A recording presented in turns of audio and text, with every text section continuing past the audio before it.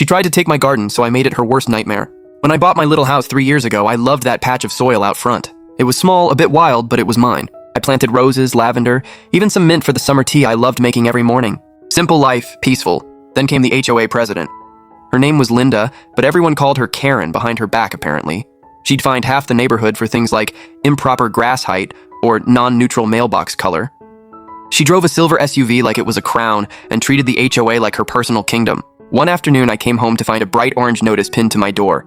Unauthorized landscaping, remove or be fined $500. Apparently, my garden didn't meet community standards. I thought it was some kind of mistake, so I went to the next HOA meeting.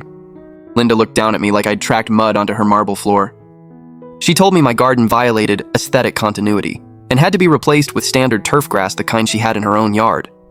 I told her those plants were native and actually kept the bees around, but she just smiled and said, "Rules are rules."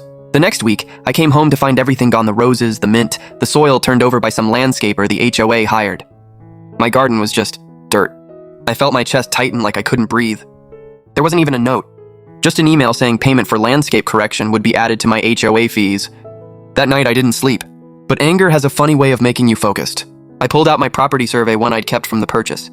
Turns out the boundary line between my yard and hers was wrong on the HOA's master map. The strip of land she thought was hers, the little fence line she installed for privacy, was actually mine. Every inch of it, and that's when the idea came. The next weekend I replanted, but this time not roses. I lined that entire strip, the one she thought was her fence line, with thorn bushes, real ones. Hardy, drought-resistant, and legally allowed since it was now proven to be on my property. I even got the city inspector to mark the property line's bright orange flags that confirmed it in full view of everyone. When she saw me planting, she strutted over in her sun hat. "You can't do that," she said. "That's our shared boundary." I smiled, held up the survey, and said, "Not anymore."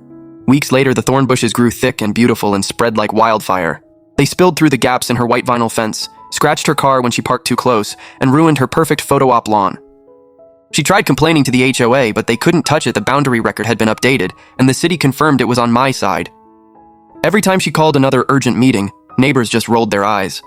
Eventually, she stopped hosting HOA parties. The board got new members, and her authority withered faster than her ornamental flowers. I never said a word to her after that. And here's the irony. The HOA eventually adopted native plant gardens as a new landscaping standard after a local environmental group praised my yard in a blog post. Now every lawn has wildflowers, and no one mentions grass anymore. I still drink my mint tea every morning, right by the thorn bushes she hated. They remind me that sometimes peace comes from drawing your boundaries and letting nature handle the rest.